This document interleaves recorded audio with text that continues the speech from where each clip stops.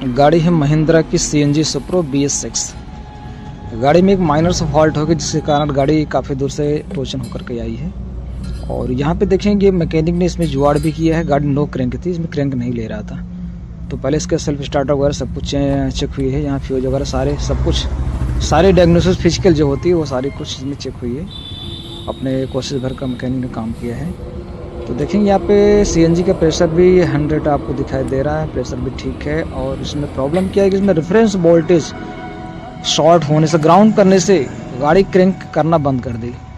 अब इसमें कई मैकेनिक अपना ओपिनियन हुआ कि इसका ECM ख़राब हो सकता है, किसी ने कहा कि स्टार्टर ख़राब है, किसी ने कहा रिले ख़राब है, वो वायरिंग ख़राब है। इस तरीके से जो भी इसके संबंधित जो भी थे फॉल्ट वो सब इसमें डायग्नोस किए गए हैं। और ये फाइनली मैंने गाड़ी स्टार्ट कर ली है।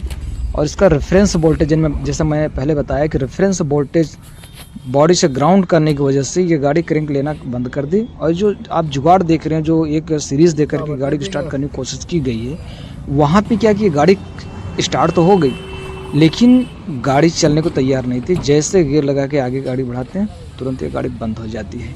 तो यहाँ पे न्यूट्रल कंडीशन में गाड़ी बिल्कुल भी ओके कंडीशन में गाड़ी स्टार्ट हो रही है। और स्टार्ट करते हैं इसको। और यहाँ पे किसी प्रकार की कोई भी चेक लाइट नहीं आ रही है गाड़ी में। तो ये गाड़ी सक्सेसफुली स्टार्ट हो गई है। जैसे कि मैंने पहले बताया कि रेफरेंस वोल्टेज शॉर्ट होने से कभी कभी इस तरीके की समस्या आती है। और इसका फुल डायग्नोसिस जो होता है वो अभी तक स्कैनर में किसी प्रॉपर तरीके से किसी स्कैनर में स्कैनिंग का ऑप्शन नहीं है। जो है भी वो बहुत लिमिटेड लेवल में है। ये वीडियो थोड़ी सी